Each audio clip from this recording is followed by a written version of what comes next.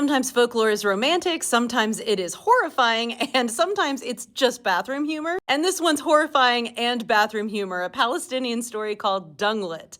It's gonna have to do with dung. There's a million stories where women give birth to snakes and pigs and rocks and frogs, but in this one, it's literally a piece of shit. There's a man and a woman who want to have a kid and can't. One day the mother's sweeping out the sheep pen and she sees all their poop and she says, "I want a child so much, even if it's just a piece of dung."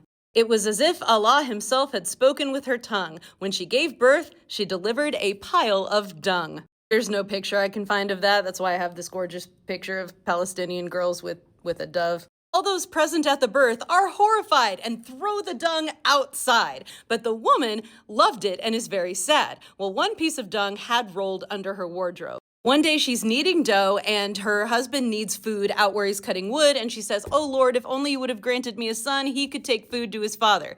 And then the dung comes out from under the wardrobe and says, "Don't worry, mother, I'll take the food to father." She gets together yogurt and 7 loaves of bread, gives it to Dunglet, that's what she names the little piece of dung, who carries it to the father. When the father sees him, he says, "Welcome, Dunglet, the path that led Dunglet, who's bringing his father the yogurt and loaves." And behold, Dunglet answered, "Death to Dunglet and the path that brought Dunglet, who ate the yogurt and 7 loaves and has come to follow them up with his father." And he devoured his father and all of his oxen.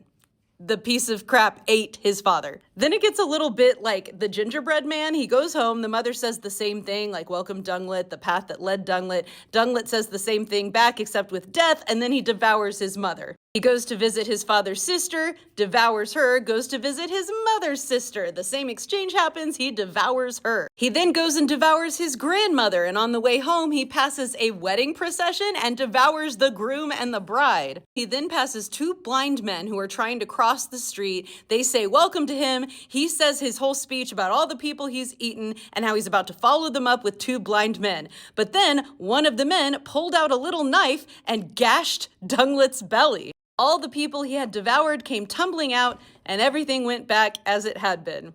And that's the end of the story. So hooray for blind men carrying knives. Hooray for them all getting to come back to life at the end. I don't know what happens to Dunglet. I hope they get rid of him because he's not really great to have around.